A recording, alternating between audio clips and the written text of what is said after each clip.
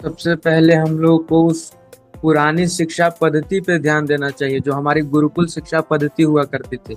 उसमें हमें जो चार आश्रम सिखाए जाते थे, हम अगर उस आश्रम को फॉलो करें, गृहस्थ आश्रम जो होता था, बाल आश्रम होता था, इन सबको अगर हम लोग फॉलो करते हैं प्रॉपर तरीके से, और उसके साथ शिक्षा के साथ साथ अगर हम अपनी संस्कृति और सभ्यता को कला के माध्यम से अगर हम लोग उस पर फोकस करें, तो उसको लगातार हम लोग उसमें बढ़ावा कर सकते हैं और उसको जागृत रख सकते हैं। आजकल के डिजिटल इंडिया में उसका कोई स्थान नहीं रह चुका है।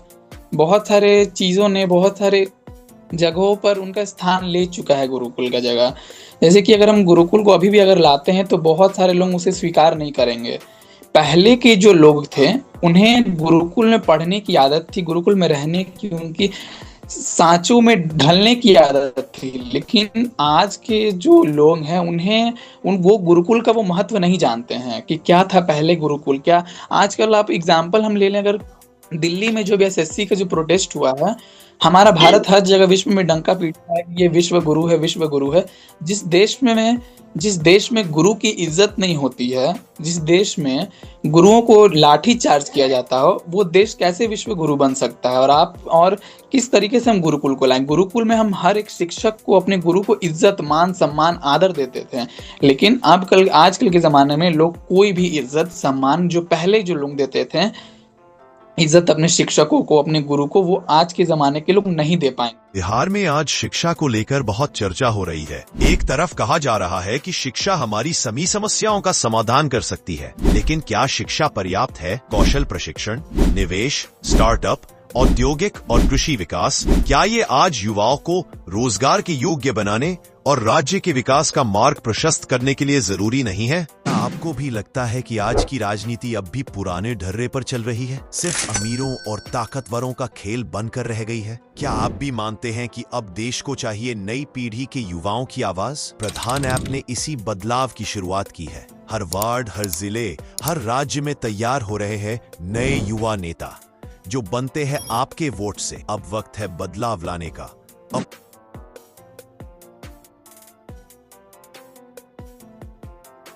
तो हिमांशु, मेरा अगला सवाल आपसे ये है, क्या शिक्षा ही समाधान है? किस तरह की शिक्षा आपको लगता है समाधान है?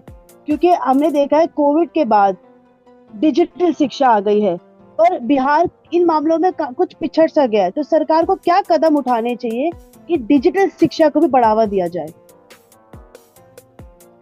बिहार का पीछे रहने का कारण खुद सरकार ही है, क्योंकि सरकार वो निजी स्तर को आगे ले जाना ही नहीं चाहती है और पीछे वर्ग के लोग को आगे नहीं ले जाना चाहती है सरकार खुद। इसलिए मेरे हिसाब से बिहार को उतना जो फैसिलिटी जो दिया जाना चाहिए था, वो फैसिलिटी बिहार के पास नहीं है। अभी अगर देखा जाए तो पढ़ाई ही सिर्फ नहीं है बेरोजगारी खत्म करने के लिए। आप अपना स्टार्टअप भी कर सकते हैं। अपने मतलब सरकार जो है वो छोटे उद्योगपतियों या फिर बेरोजगार छोटे बिजनेसमैन लोगों को सपोर्ट अगर करती है तो पढ़ाई, छोटे अगर बिजनेसमैन लोगों को अगर सपोर्ट करती है तो हो सकता है उसमें भी वो लोग आगे बढ़ सकते हैं, बेरोजगारी उससे भी खत्म हो सकती है। केवल पढ़ाई ही समाधान नहीं है बेरोजगारी को हटाने का। अपना भी स्टार्टअप, अपना भी कोई कॉमन सेंस ऑफ ह्यूमर लगाकर भी आप कमाया जा सकता है। ठीक है, मेरा अगला सवाल ये है कि आजकल हम देख रहे हैं कि बिहार की जो पुरानी कलाएं हैं, जैसे कि मधुबनी पेंटिंग हो गई, वो या फिर कोई और कारीगरी हो गई, वो पुराने जमाने में बिहार की स्वर्ण काल का एक बहुत जरूरी हिस्सा थी। पर अब रुचि खत्म हो गई है, लोग अलग दिशाओं में जाना चाह रहे हैं।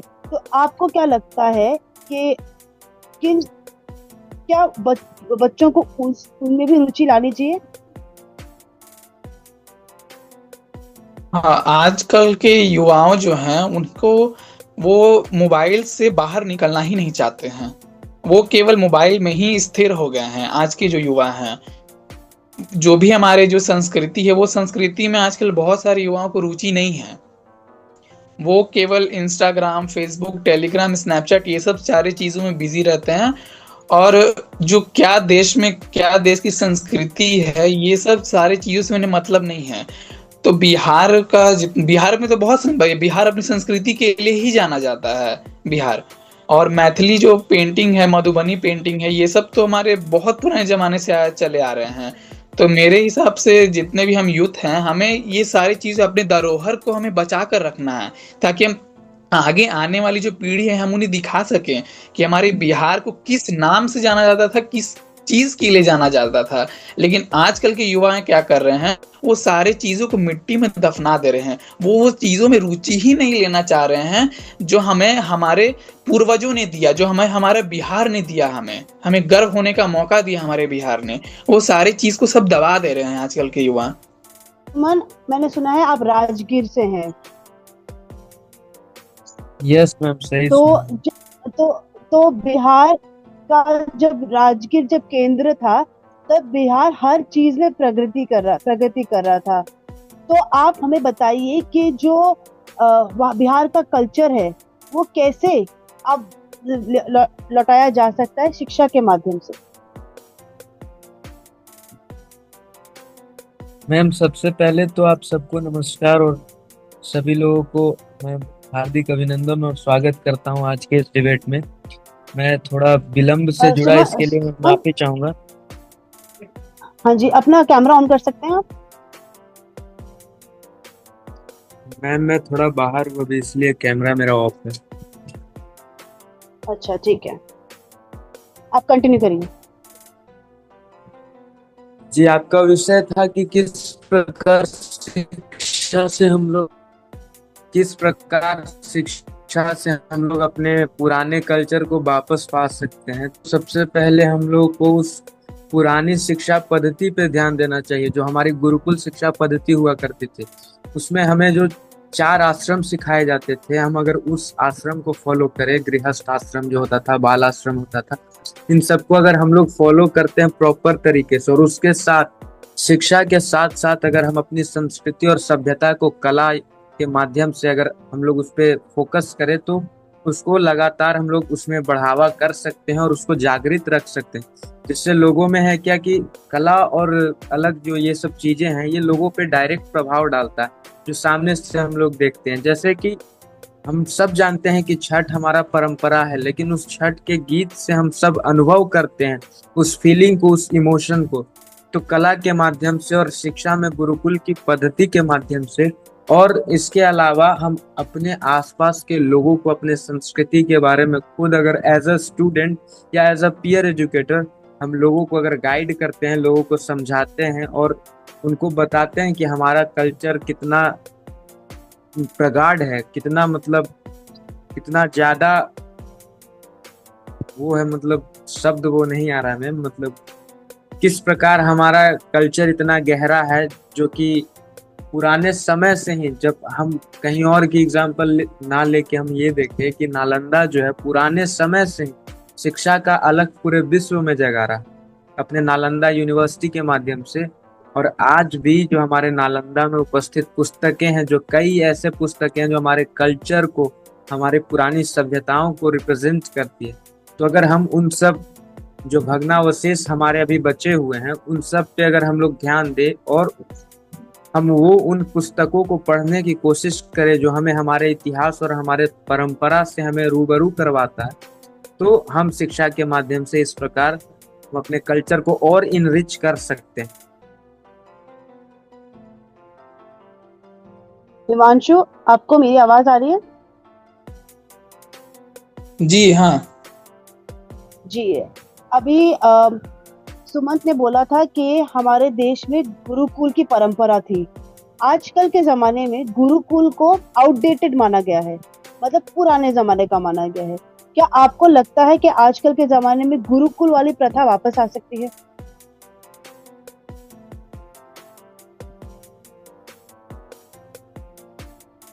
एक मिनट में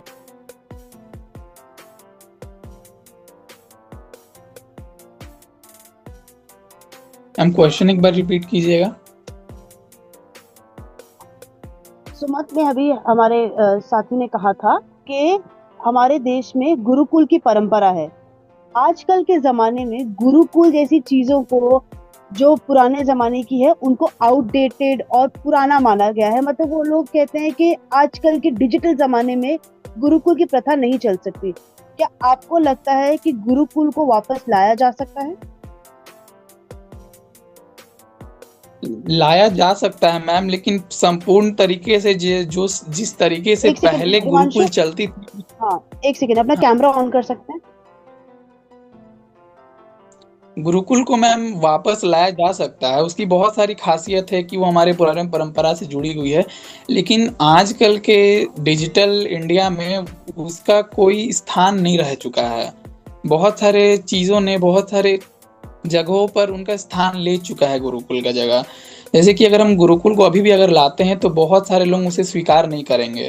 पहले के जो लोग थे उन्हें गुरुकुल में पढ़ने की आदत थी, गुरुकुल में रहने की, उनकी सांचों में ढलने की आदत थी। लेकिन आज के जो लोग हैं उन्हें वो गुरुकुल का वो महत्व नहीं जानते हैं कि क्या था पहले गुरुकुल। क्या आजकल आप एग्जाम्पल हम ले लें, अगर दिल्ली में जो भी एसएससी का जो प्रोटेस्ट हुआ है, हमारा भारत हर जगह विश्व में डंका पीटता है कि ये विश्व गुरु है, विश्व गुरु है। जिस देश में गुरु की इज्जत नहीं होती है, जिस देश में गुरुओं को लाठी चार्ज किया जाता हो, वो देश कैसे विश्व गुरु बन सकता है? और किस तरीके से हम गुरुकुल को लाएं? गुरुकुल में हम हर एक शिक्षक को, अपने गुरु को इज्जत, मान, सम्मान, आदर देते थे। लेकिन आजकल के ज़माने में लोग कोई भी इज्जत, सम्मान जो पहले जो लोग देते थे, इज्जत अपने शिक्षकों को, अपने गुरु को, वो आज के ज़माने के लोग नहीं दे पाएंगे। इसलिए मैं मेरे विचार से कि अब गुरुकुल ना ही आए तो बेहतर, क्योंकि अब अगर गुरुकुल आता है तो वो गुरुकुल का अपमान होगा मेरे हिसाब से। हिमांशु, आप इसे मैम कैन काउंटर आई करना से चाहेंगे? समथिंग? हाँ जी, सॉरी जैसा सुमन, कि अभी आप हमारे छोटे भाई हिमांशु जी ने कहा कि गुरुकुल की पद्धति अब ना आए तो सही है, शायद वो मेरा बात समझे नहीं। शिक्षा को अगर प्रगाढ़ करना, उसको और गाढ़ा करना, तो हम सबको गुरुकुल की पद्धति अपनानी पड़ेगी। और गुरुकुल की पद्धति का ये मतलब नहीं है कि एक गुरुकुल सेटअप किया जाए। अगर हम सब के मन में उस तरह का विचार, उस तरह का व्यवहार, उस तरह का जो हमारे अंदर सम्मान की भावना थी, आज अगर लोगों में सम्मान की भावना कम है तो क्यों है? हम गुरु को उतना कम सम्मान क्यों दे रहे? क्योंकि हम गुरु शिष्य परंपरा, जो हमारे भारत की सबसे पौराणिक परंपरा में से एक है, वो हम भूल गए हैं। हमें ये नहीं पता है कि जो हमें कुछ सिखा रहा है वो गुरु है, वो गुरु नहीं। गुरु का ये मतलब नहीं जो स्कूल और कॉलेज में हर वो व्यक्ति जो हमें कुछ सिखा रहा है, कुछ अच्छा दे रहा है, वो हमारा गुरु है। और गुरुकुल की पद्धति एक वैज्ञानिक पद्धति थी, जिसमें हमें जो भी सिखाया जाता था वो उसका हर एक जीवन में उपयोग था, हमारे हर जीवन के हर एक क्षण में उसका उपयोग था। तो इस तरह की पद्धति जरूरी नहीं है कि जिस प्रकार से पहले किया जाता था उसी प्रकार से गुरुकुल की पद्धति अब डिजिटलाइज भी किया जा सकता है। कहने का मतलब वो जो पैटर्न था, वो जो हम मिस कर रहे हैं, उस पैटर्न को वापस लाने से हमारी सभ्यता, हमारी संस्कृति और हमारा परंपरा बच सकता है। ये मेरा कहना था। क्या हमें विभिन्न प्रकार की शिक्षा के बीच संतुलन की आवश्यकता है, चाहे वह आधुनिक शिक्षा हो या पुरानी गुरुकुल आधारित शिक्षा? अंकित, आपसे भी मेरा यही सवाल है। क्या आप जैसे अभी आपने सुना ही होगा, सुमन बोल रहे हैं कि गुरुकुल को वापस ले आना चाहिए। क्या आपको लगता है, और हिमांशु ने बोला कि आजकल के जमाने में गुरुकुल जैसी चीज नहीं चलेगी, आपको क्या लगता है, क्या एक बैलेंस क्रिएट किया जा सकता है गुरुकुल और आजकल के डिजिटल वर्ल्ड के बीच में, एक डिजिटल समाज के बीच में? जी देखिए मैम, मैं ये बताना चाहूँगा कि जैसे हमारा जो गुरुकुल का सिस्टम जो था, जैसे कि हमारे सुमन भाई ने जैसे कहा कि गुरुकुल जो था वो एक जो सिस्टमेटिक तरीके पे था, उसका एक साइंटिफिक रीजनिंग था उसके पीछे। कहीं ना कहीं ये सच साबित होती है, क्योंकि दुनिया को बहुत बड़े बड़े मतलब मैथमेटिक्स के फील्ड में बोलिए या फिर आप साइंस के फील्ड में बोलिए, हमने बहुत सारे चीज़ों में अपना कंट्रीब्यूशन दिया है, जो कि एंशियंट टाइम से ही हम देते आ रहे हैं। हालांकि वो अनरिकॉग्नाइज्ड थी, बहुत से सो एंड सो रीजन उसके पीछे बहुत से हैं, पॉलिटिकल रीजन है और भी बहुत से रीजन है जिसके लिए वो रिकॉग्निशन नहीं मिला था उन चीज़ों को। तो जी हाँ, जरूर बैलेंस एक क्रिएट किया जा सकता है। जैसे हम देख रहे हैं कि आप देखिए, जितने भी मैक्सिमम डेवलप्ड कंट्रीज जिनको हम मानते हैं या बोलते हैं, आप जर्मन ले लीजिए या फ्रांस ले लीजिए, रशिया ले लीजिए, आप चाइना ले लीजिए, जापान ले लीजिए, ये लोग इंग्लिश को उतना अहमियत नहीं देते। ये लोग अपने ट्रेडिशनल लैंग्वेज पे अहमियत देते हैं। जबकि आप ये चीज शायद मेरे साथ बहुत से लोग नासहमत हो, लेकिन सच्चाई यह है कि हम लोग कहीं ना कहीं अपने परंपराओं से भागते हैं। हमको नहीं पसंद आती अगर कोई संस्कृत में बात करता है तो वो हमारे लिए पिछड़ा बन जाता है। जबकि अगर चाइना में कोई चाइनीज में बात करता है तो उसको लोग ज्यादा अहमियत देते हैं उसमें कि जो इंग्लिश में बात कर रहा है उससे। उसके अलावा और एक चीज मैं बताना चाहूंगा, जैसे हिमांशु भाई और सुमन भाई दोनों ने बताया कि गुरु को जो रेस्पेक्ट दिया जाता है, जो सम्मान मिलना चाहिए, वो नहीं मिलता। हम लोग पिछले डिबेट में भी बात किए थे कि एजुकेशन सिस्टम वगैरह के बारे में, तो मैम उसके बारे में मैं ये बोलूंगा कि कहीं ना कहीं मैम एक बड़े लेवल पे हमको चेंजेस लाने पड़ेंगे, और वो ग्रेजुअली हो सकता है। वो ऐसे डायनामिकली या ड्रेस्टिकली होना थोड़ा नामुमकिन है। आप देखिए हमारे सोसाइटी में हर चीज इफेक्ट डालता है, टीवी से लेके, फोन से लेके, समाचार, आसपास के लोग, सब कुछ। क्या हमें अपनी शिक्षा को रोजगार परक बनाने की आवश्यकता नहीं है? क्या शिक्षा पर्याप्त है? अगला सवाल भी सुन लीजिएगा बोलने से पहले। आपको क्या लगता है कि बेस्ट मॉडल ऑफ एजुकेशन क्या होना चाहिए? और ये सवाल मैं आप सबके लिए रख रही हूँ कि एक एजुकेशन सिस्टम को बैलेंस करने के लिए, उसको एम्प्लॉयबल बनाने के लिए, मतलब उसे नौकरियां पैदा करने के लिए, उसे रोजगार पैदा करने के लिए एक एजुकेशन सिस्टम को कैसा होना चाहिए? ये सवाल सबके लिए है। देखिए, ये सवाल बहुत ही अच्छा सवाल है, और ये सवाल का एक सिंपल आंसर ये हो सकता है कि मतलब एजुकेशन मतलब एक ऐसा चीज है, मतलब जो मतलब हर एक व्यक्ति मतलब जो भी इस दुनिया में है, सब उस पद्धति से उसको गुजरना पड़ता है। अपना मतलब हर एक व्यक्ति अपने जीवन का अहम हिस्सा 15 साल, 18 साल, 20 साल एजुकेशन पे वो मतलब देता है, वो हर एक व्यक्ति देता है। तो एजुकेशन सिस्टम में कुछ ऐसा बदलाव करना चाहिए, कुछ ऐसा चीज करना चाहिए जो मतलब जो आम जीवन में जो यूजेबल हो। अभी जैसे मान के चलिए, बच्चों को साइन थीटा कॉस थीटा पढ़ाया जाता है, अकबर बाबर पढ़ाया जाता है, और देखा जाए तो मतलब जैसे अभी मेरा ग्रेजुएशन कंप्लीट है, और अभी तक मैंने जो साइन थीटा कॉस थीटा पढ़ा है, अभी तक वहाँ मतलब इस सब की कोई जरूरत ही थोड़ा संक्षेप में सीधा पॉइंट। ओके, बिल्कुल मैं प्रयास करता हूँ। तो एजुकेशन सिस्टम में अगर मैं शॉर्ट टर्म में बताऊं तो ये बदलाव कर सकते हैं कि जो लोगों को रिलेवेंट हो, मतलब जो उसकी आवश्यकता है, उसी के इर्द गिर्द उनको पढ़ाना चाहिए। अब जिसकी जरूरत ही नहीं है हमारे मतलब लाइफ में, मतलब उसका कोई आगे चल के पता चलता है अपना 20 साल 25 साल दे दिया, और बाद में पता चलता है कि भाई इसका तो कुछ यूज ही नहीं है, बेकार में अपना टाइम दे रहा था। तो ऐसा चीज ना करके जो हमारे लाइफ से रिलेवेंट करता हो, जो हमारे लिए जरूरत हो, वैसा कुछ किया जाए, और एजुकेशन में ऐसा कुछ बदलाव किया जाए ताकि ऐसे चीज को हम सीखे 15 साल 20 साल, और आगे जाके उस पर हम काम कर सके। हिमांशु, आप कुछ कहना चाहेंगे कि हमारा एजुकेशन और डेवलपमेंटल मॉडल कैसा होना चाहिए? सबसे पहले तो मैं एजुकेशन मॉडल को अगर सुधारना, तो सबसे पहले शिक्षकों में सुधार लानी पड़ेगी, क्योंकि बिहार के ज्यादा प्रतिशत शिक्षकों में, जो भी शिक्षक सरकारी स्कूल में हैं, उन्हें अभी तक मंथ्स के जो भी हमारे मंथ है उनका नाम तक नहीं पता है, उन्हें स्पेलिंग तक नहीं आती है। सबसे पहले अगर शिक्षकों में सुधार की जाए तो वो सबसे पहला मुद्दा रहेगा बिहार के मॉडल को अच्छा करने के लिए।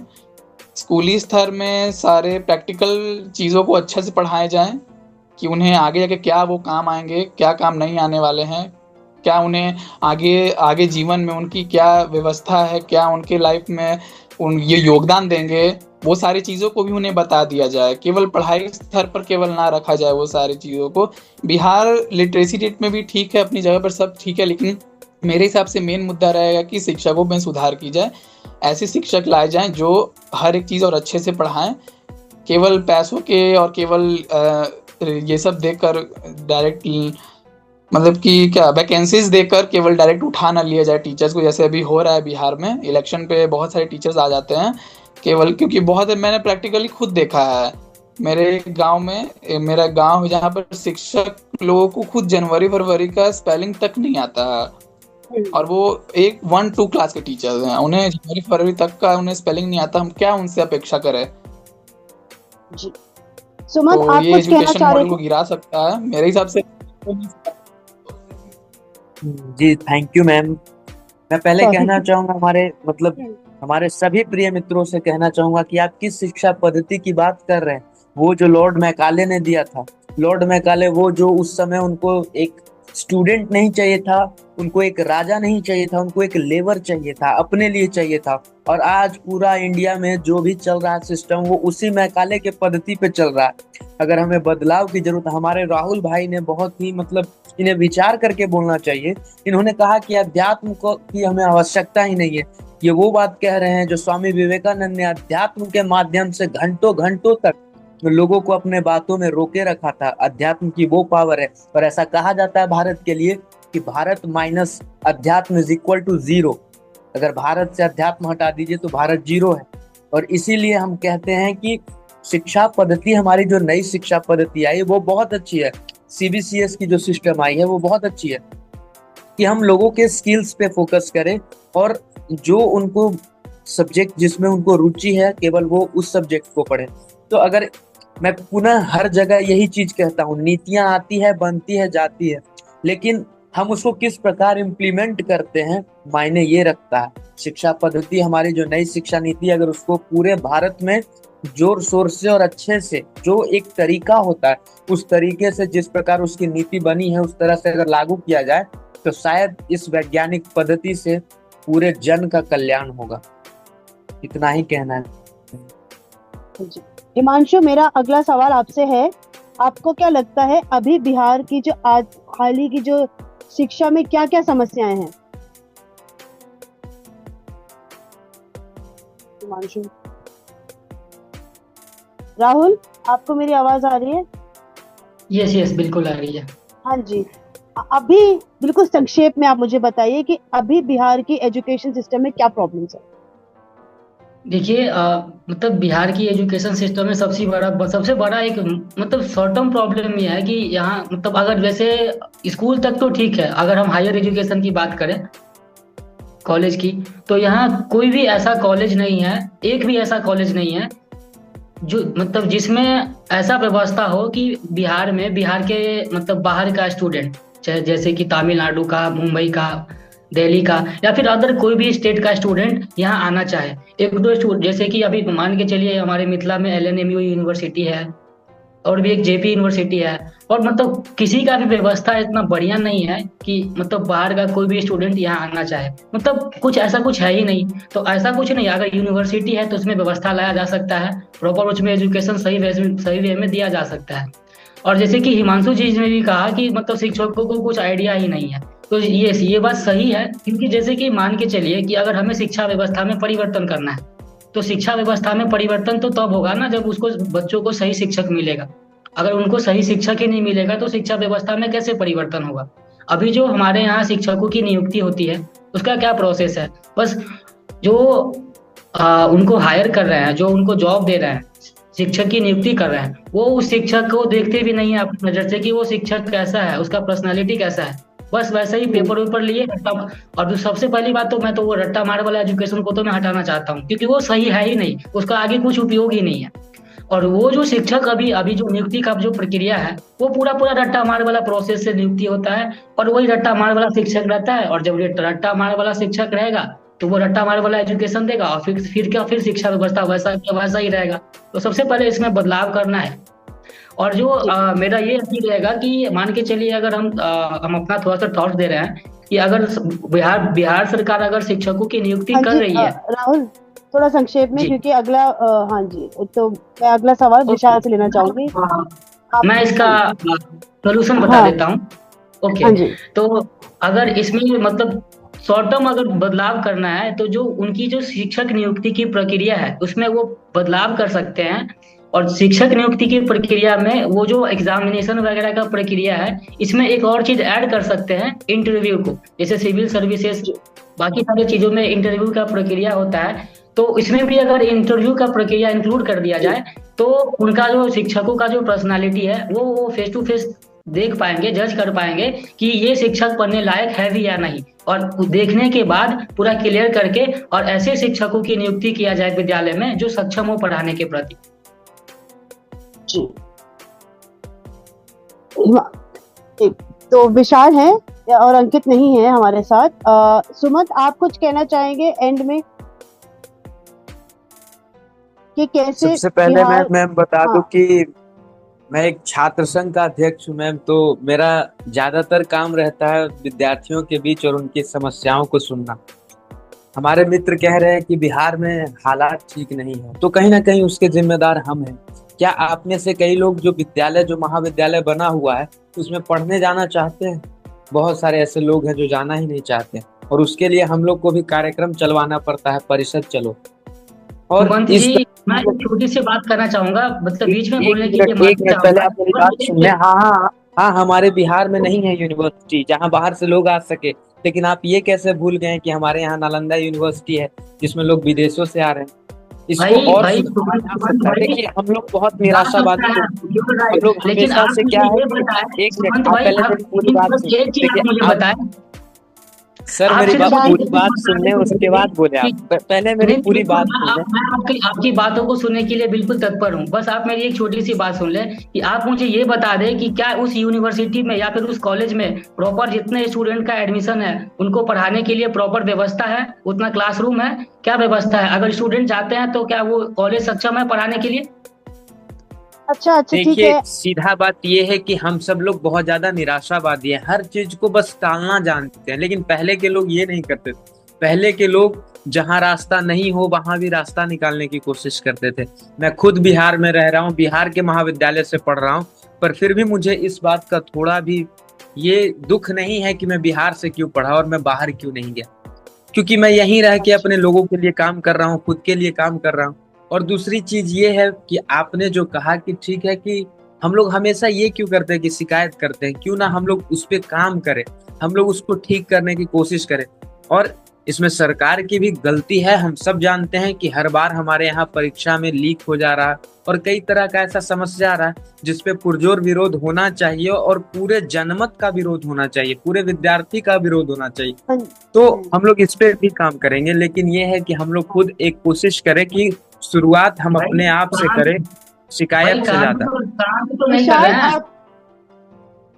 हाँ जी, तो अभी हमारा डिबेट जब हीट हो रहा है तो हमारे पास समय कम रह गया है।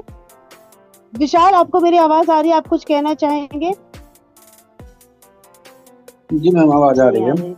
हाँ जी, आप अपना कैमरा ऑन करके फटाफट कुछ बोलना चाहें तो। कैसा होना चाहिए बिहार का डेवलपमेंटल मॉडल और उसमें पढ़ाई का क्या स्थान होना चाहिए? शिक्षकों की भारी कमी है और गैर जिम्मेदार बिहार के हजारों स्कूल जैसे जहां या तो शिक्षक नहीं है या तो नियमित रूप से पढ़ाई नहीं हो रही है और इससे पढ़ाई बुरी तरह प्रभावित हो रही है। तो इसमें बहुत से स्कूल में जैसे बेंच, विद्यार्थी ने ये नहीं कहा कि मैं भी जिम्मेवार हूँ कि मैं क्लास नहीं हमारे जाता। पास समय खत्म हो रहा है। मैं आप सभी का धन्यवाद करना चाहती हूँ कि आप हमारे साथ डिबेट में जुड़े रहे। Thank you so much everybody for participating. धन्यवाद। जय हिंद। अपने इलाके के प्रधान को जानने और बनाने का भारत का अगला नेता अब आप तय करेंगे, तो फिर देर किस बात की? प्रधान ऐप अभी डाउनलोड करें, अपने इलाके के युवा नेता को वोट दें और बदलाव की इस क्रांति का हिस्सा बने। प्रधान, राजनीति नहीं, प्रधानी।